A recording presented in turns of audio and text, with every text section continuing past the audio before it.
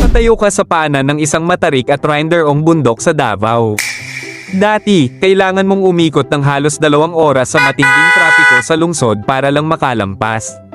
Pero ngayon, sa halip na umikot sa bundok, dumiretso tayo sa loob nito.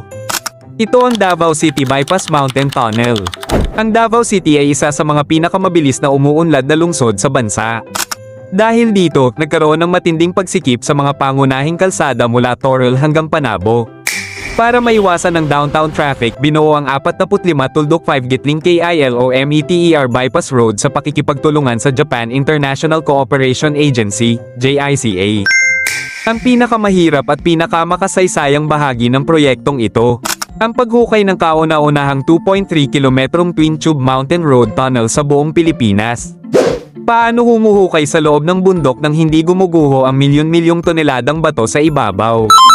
Dito ginamit ang New Austrian Tunneling Method, NATM, isang advanced Japanese excavation technology. Sa halip na umasa lang sa bakal, binabaray na ang bato at agad na sprayan ng mabilis matuyong high-pressure shotcrete liquid concrete. Pagkatapos, itinabaon ang malalaking rock bolt sa lalim ng bato para ang mismong bundok ang humawak sa sarili nitong bigat.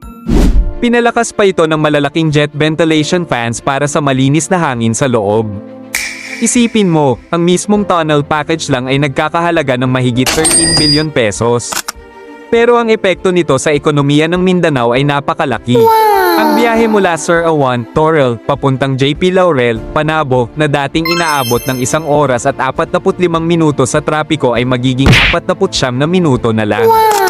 Nangangahulugan ito ng bilyon-bilyong pisong tipid sa krudo at mas mabilis na pagbiyahe ng mga produktong agrikultura sa buong Mindanao. Ang Davao City Bypass Tunnel ang nagpatunay na kaya ng Pilipinas na magpatayo ng mga complex mountain infrastructure na kapantay ng mga expressway sa Japan at Europe. Gusto nyo bang malaman ang kasaysayan at tech sa likod ng CLEX, Cebu-Cordova Link Expressway, ang pinakamahabang tulay sa buong Pilipinas ngayon?